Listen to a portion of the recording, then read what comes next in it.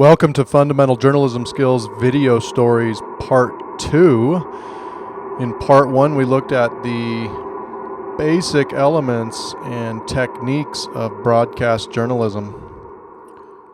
We call it wise broadcast journalism: writing, interviewing, shooting, and editing. Love this photo here of the guys downtown. This is when some RJ Media staffers and I went to the 16th Street Mall to make some packages on street performers. And we did all of these things, and you will too. B-roll, A-roll, voiceover, reporter stand-up, nat sound, lower thirds. We talked about them all in Part 1. And today we're going to talk about writing and then building powerful stories using a 5-block formula. Let's talk about active voice. When we write for the ear, it's different from writing for the eye. 2 of the school mascots are still missing and police are looking for them. More active would be police are searching for the 2 missing mascots, and urgent even.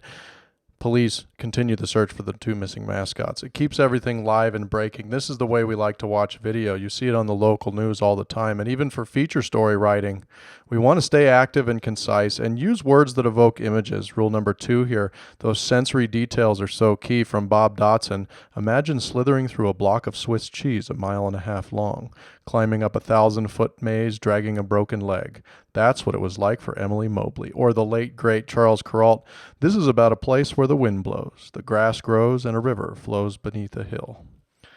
Of all places in America, this is the saddest place I know. These are fantastic openings, and you can almost see the video with that voiceover underneath it. Writing for the ear is all about connecting those images that we've taken, both the SOTs, the A-roll, and the B-roll, and putting the story together. Now, how do we do this? How do we tell powerful stories? Well, it's about story selection and character selection, but everybody has a story, and everybody has some tension or conflict. Let's set the scene and the tension right away. Build the characters and the empathy. Why should the audience care? Give the viewer context so that they can care about it and that we're invested in the story. Explain how. I want more how and why than I want what and where and when. And then there's a technique called dropping gold coins. The video storyteller drops gold coins along the way, doesn't reveal all of the information all at once, but keeps the viewer watching by saying, follow me, follow this trail of gold coins all the way to the end, the big pot of gold at the end of the rainbow, and closing with a strong ending is so key. Let's take a look at how Steve Hartman for CBS Evening News, one of the best storytellers, if not the best video storyteller in the business, does all of these things. Finally tonight, in a restaurant that offers sweet cream chocolate chip pancakes topped with bananas, walnuts, caramel and chocolate sauce, and whipped cream, the sweetest thing may be the story Steve Hartman found off the menu on the road. Melissa Maynor of Harrisburg, Pennsylvania, knew she wanted to be a nurse. What she didn't know was how she'd pay for the classes. So, like millions of other aspiring anythings across the country, she decided to take out a hefty loan. What was your plan for paying? Did you have any plan? Work. When were you thinking you're going to pay all this off? I don't ever think I saw the end. And that's the hole she was trying to dig herself out of the day her knight in shining walker walked into the restaurant where she worked. Benjamin Olwine is a regular here at the Peachtree. He knows all the waitresses. You get to know them, you get to know their background, get to know their problems, and I just needed to help her. Olwine is chairman emeritus at Cisco Central Pennsylvania, a food distribution company. He has made millions over the years, and now, at 92, is busy giving away much of it.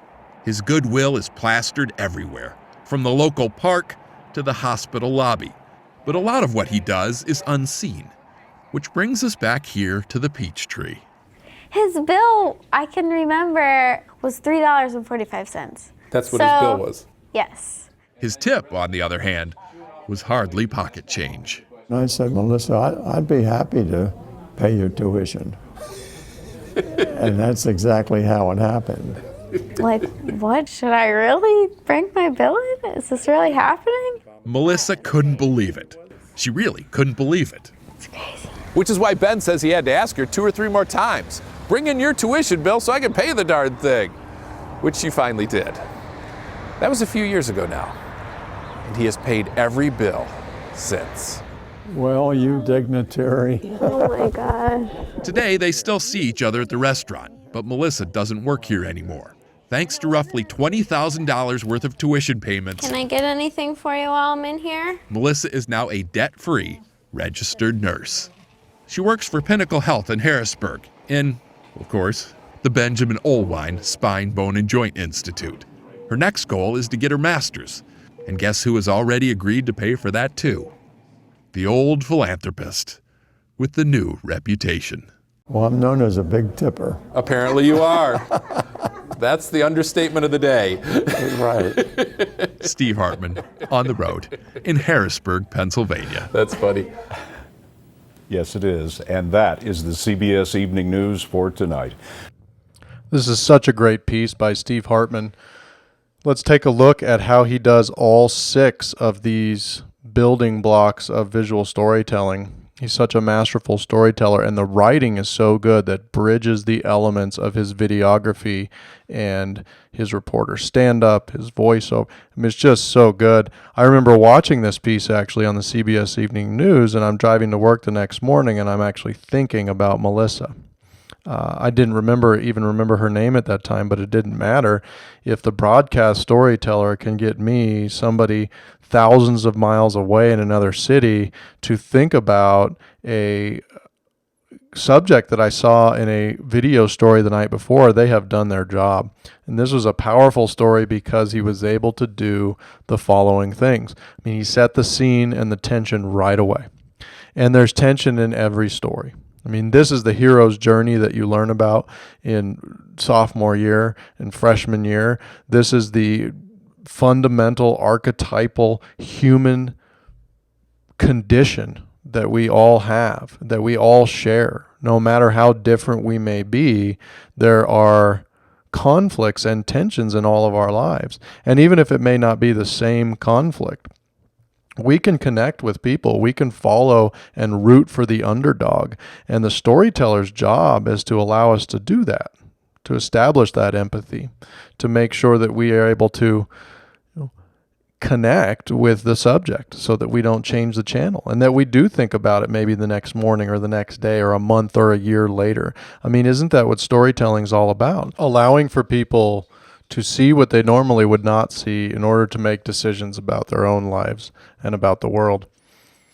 Well, Steve Hartman did a great job here of holding off on some of the information, and he dropped gold coins along the way. In fact, he really likes to come in about 3/4 of the way through his stories to drop that final gold coin. He also explained how and why a little bit more than he did, what and where. It's not really important that we remember exactly who and where and what, but this story is about all of us. This story is about generosity. This story is about perseverance. It's about kindness. It's about serendipity.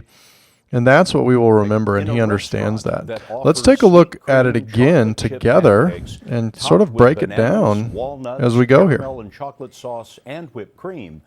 The sweetest thing. We're going to open with the conflict, the tension right away, right? Melissa Maynor is just like you, really, is what he's saying. Like any aspiring, like every aspiring anything's anywhere. Such a great line. She couldn't pay her bills. She has that student debt. There's the tension, and we start with a B-roll sequence here, her walking up, and it's wide, medium, and tight, and she's working on her stuff, and then we get right into the interview. How are we going to solve this tension? How are we going to solve this conflict? Work. I mean, that's the only way I can see it. And then the first gold coin. That was until the day her knight in shining walker walked into the Peachtree restaurant. Really good writing there. The tight shot there on the waitress. See how he takes us into the restaurant with those wide, medium, and tight shots? We get the tight shot of her taking the order. But we don't find out what he exactly does for Melissa. We go away. Let's go away from the story. Let's build some context. Let's put this all into context so that we can establish more empathy. So we learn about Benjamin Olwine and how he's made his money and the Olwine lobby and the center. And then it's back to the Peach Peachtree, His right? bill, I mean, I he's can coming remember, back ready to was drop that next coin. $3.45. What did he say to So- you, right? Yes. Building up tip, on the that other hand, anticipation was in the hardly viewer. pocket change.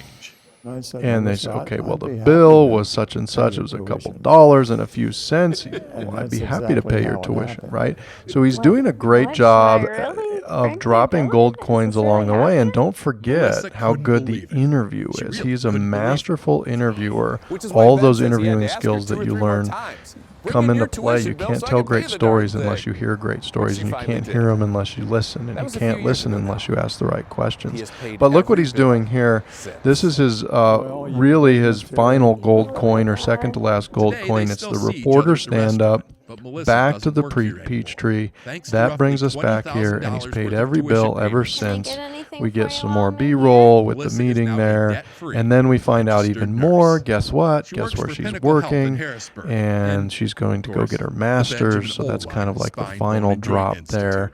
And Her he's next agreed goal to is to pay get her for that master's. too. I love this And guess tight who has shot, already agreed medium to pay shot. for Look that at these too? sequences. The All those old basic philanthropist building blocks that we talked with the about new in, reputation. in, Well, I'm in video known as a lesson big number tipper. 1, the Apparently A-roll, you the are. SOTs. Look at the composition the here, understatement of eyes the on day. third, talking into the camera space, Hartman, or on the road, looking in into the talking Harrisburg, space. Pennsylvania. That's funny. The sequencing on the B-roll, it's all there, and it's masterful. Thanks for watching Fundamental Journalism Skills Video Stories Part 2. I hope you enjoyed that story from Steve Hartman. We'll watch some more of those in class.